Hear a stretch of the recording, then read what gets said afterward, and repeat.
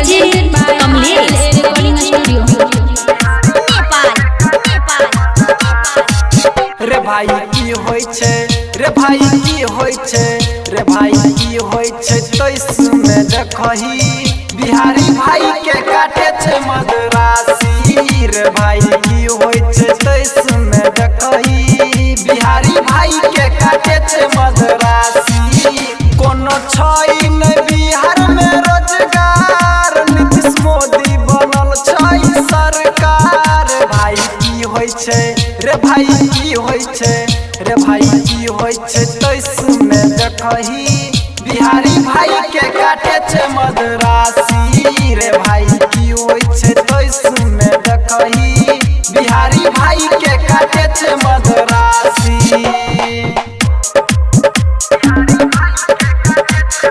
DJ Kamlesh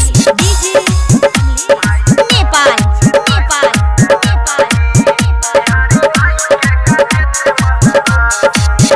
कहाँ जेते बिहार वाला भाई सब रे, छिए मजबूर सभे आबे पर रे।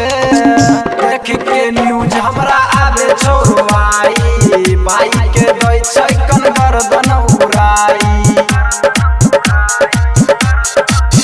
कहाँ जेते बिहार वाला भाई सब रे, छिए मजबूर सभे आबे पर रे। देख के न्यूज हमरा आबे छोड़वाई, भाई के दै छै कन गर्दन उड़ाई। कुछो करू यो योगी भाई, कैसे बिहारी बच के अबाई। रे भाई की होय छे, रे भाई की होय छे, तैस में देखही बिहारी भाई के काटे छे मदरासी। रे भाई की होय छे, तैस में देखही बिहारी भाई के काटे छे मदरासी। डीजे कमलेश नेपाल।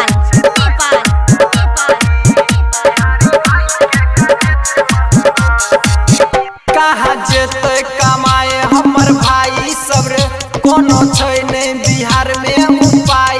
अब रे मोदी नीतीश के दै छियै बताई, योगी लालू के हम दै छियै बताई। कहाँ जेते कमाए हमर भाई सब रे, कोनो छै नै बिहार में उपाय। अब रे मोदी नीतीश के दै छियै बताई, योगी लालू के हम दै छियै बताई।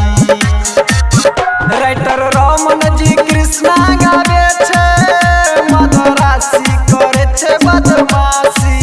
रे भाई की होय छे, रे भाई की होय छे, तैस में देखही बिहारी भाई के काटे छे मदरासी। रे भाई की होय छे, तैस में देखही बिहारी भाई के काटे छे Madrasi. presented by RLA Recording Studio।